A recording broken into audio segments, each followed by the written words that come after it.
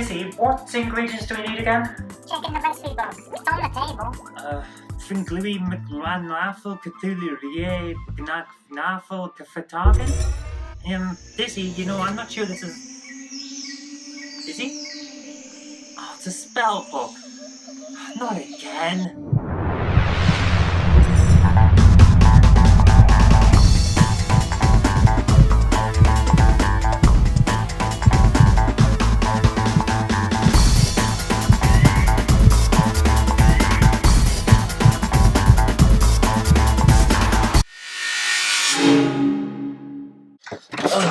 Bloody Necronomicon, always masquerading as a cookbook and getting me sucked into a portal to hell. Oh, hello. I didn't see you there. Well, since you're here, shall we review a game? It will come as no surprise to anyone who's seen this show before that I am a massive fan of the Dizzy games. The Egg Adventurer was a mainstay on my CPC years, and I sought out every game he was in. Well, except for Crystal Kingdom Dizzy, because Amstrad Action didn't give it all that great a write-up thanks to its increased price. And anyway, no shop around me ever actually sold it, because it came out near the end of the CPC's life, and all the shops had moved on. I'd only recently started reading Amstrad Action on a regular monthly basis, when Spellbound Dizzy was announced as part of the Dizzy's Excellent Adventures box set. I already had the Dizzy collection, the original box set, and that's how I got most of his original adventures. So the idea of a new set with even more games was perfect in my view. I kept my Christmas money to one side and eagerly awaited its eventual release. I picked up the set as soon as it was available and stuffed Spellbound Dizzy into my cassette deck. It was new, it was massive, bigger than Fantasy World and Magic Land put together. It was a bit of a disappointment really. Let's take a look at the Amstrad CPC version of Spellbound Dizzy and we'll see what I'm on about. The first thing you'll notice is that the music is brilliant. I can't fault it at all. It's one of Dizzy's finest tunes. You'll also notice that good old Dizzy has finally ditched that green tint that he's always had on the CPC version, for reasons best known to someone other than me. Now, he always looks clean, well drawn and absolutely lovely. This is by far the best incarnation of Dizzy on the CPC. He's also very nicely animated in this outing. I can't fault how he moves or any of the lovely animations that he has when he eats, falls, jumps or anything else. He's brilliantly drawn, so is every other character you'll meet, whether it's the massive Theo the Wizard or any of the Yolk folk. This game is full of beautiful art. I mean, look at that bear. It's full of character and it's just standing there. The game is beautiful. I can't fault it one bit. It's lovely to look at and it plays really well. So what's the problem? Because you know there is going to be a problem. Well, it's partly in the size of the adventure and partly in the way that all the puzzles are laid out. Let's switch to the ZX Spectrum version. I'll show you what I mean. The first thing to note is that you will be seeing this handful of screens a lot. Dropping into the pit and moving the trampette so that you can get back out is a tedious chore that you will have to do time and time again. Most of the game takes place underground, deep down a hole that you can only access if you are carrying one or more rocks. These rocks are located in a quarry on the other side of the deep pit to the hole that you need to use them in. To get back out of the hole, you have to drop the rocks. The rocks smash when you drop them, so you have to keep going back and forth across the pit to collect more rocks. It's dull, and even the slightest miscalculation in where you land or where you put the trampette is going to result in Dizzy getting hurt. Get hurt enough and you die. Now, that is frustrating, but when I was a kid, I spent a while working out the exact point to place the trampette on each side of the pit to make sure you don't get hurt. And it's actually quite cunning, and I can only think that the game's developers did this on purpose. See those red dots on either side of the coder's names? Those are the markers to aim for. On the left side of the pit, place the trampette just to the right of the rightmost dot. On the right side of the pit, place the trampette just to the left of the leftmost dot. You will then always hit the trampette if you walk off the top of the pit, or walk, not jump, but walk off the cloud above the left side of the pit, or even bounce off the mushroom on the opening screen. But that doesn't remove all of the problems, of course. You can still miss jump, or miss time walking off the cloud, or any number of other issues in the game. And when you do, you will fall, miss the trampette, and get hurt.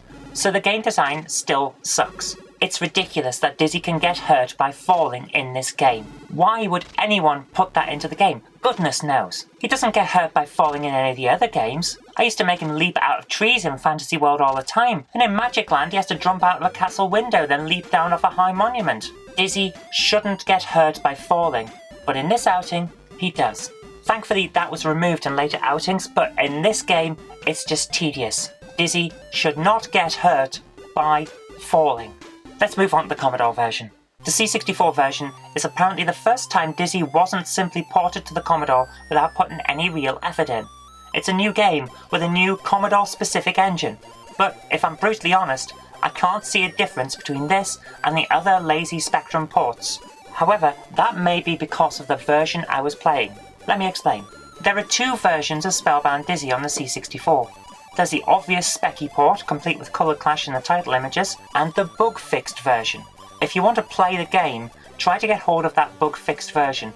It was released separately to the Dizzy Excellent Adventures box set, and I couldn't find a copy of it, but apparently it is much better. The layout of the game on the C64 is different to the Amstrad and Spectrum versions. Again, that may be the rushed specky port version only, but I can't say for sure because that's the only version that I could find that would actually load. So take what I say here with a grain of salt because it may not apply to all versions. The differences are most notable in the opening run of the game where you'll meet Dylan. On the CPC and Spectrum, Dylan is trapped underground, but on the C64, he's behind a thin wall of rock. Dizzy still asks Dylan if he can hear him down there, however, on the Commodore version, which in my eyes makes no narrative sense. You're also able to launch a minecart from here, although I have no idea why that's necessary. I don't know why the game is laid out differently, but there we go. The standard problems with the C64 version are here from screen 1. It's far slower than it should be given the C64's capabilities, and it plays badly. The music is decent though. Avoid this one. Play the CPC or Spectrum versions. There is one good thing about the C64 version, however. It retains the opaque backgrounds on the captions and the inventory screen that the Spectrum has, but which the Amstrad sadly lacks. I would have loved to have seen that on the Amstrad, but instead we got this simple black background to all of our text boxes and inventory screens, which doesn't quite have the same effect. Now, sure, I realise it makes reading the text easier on the Amstrad version, but given that we had special designed monitors for our computers, whereas C64 and Spectrum had a TV that might not always be tuned quite right, surely clarity of reading these things would have been more important on Spectrum and Commodore than on the Amstrad. It's a weird thing, but there you go. So anyway, let's take a look at our final version of this game on the Commodore Amiga. And yes, before you start leaving angry comments, I do realise there was a CD32 and an Atari ST version of this game, but I can't find a decent, reliable copy of either of those to actually try it, so we're going to have to stick with just on the Amiga for the 16 bits. By this point, the 16-bit era was ramping up. Dizzy's debut outing on the Mega Drive was just around the corner, and the Amiga had just picked up a huge amount of consumer support thanks to its Batman box the previous Christmas. So having a great version of Spellbound Dizzy on the now leading 16-bit home computer was essential. But Spellbound Dizzy was released in a 2-pack with Panic Dizzy, easily the worst of the Dizzy-themed arcade games. So that's not a good sign. Immediately, we can see that the same problems with the Amiga version as we saw back when we reviewed Prince of the Yolk Folk are present in Spellbound Dizzy as well. That makes sense since they were programmed around the same time. The game world looks stretched out to fill the higher resolution screen. This is most evident in the deep pit, which takes more time to bounce out of now, and the deep hole, which takes an age to ascend or descend. As a result, the game feels even more stretched out than it did on the 8-bits. Dizzy remains well animated, although his jumping animation isn't as good as the tumbling effect on the 8-bits, but he's tiny compared to the scenery around him, and although everything looks great, it's lacking a lot of the charm that made Dizzy such a likeable character. At least they fixed the mushroom problem, however. Now you can walk past them without having to leap over, and thus the risk of being thrown off somewhere that you don't want to go is now gone. So there are pluses and minuses. Also, you can finally fall without damage. The animation is still there when you land, but the damage has been removed. This is a huge plus, and it makes the game an awful lot better to play.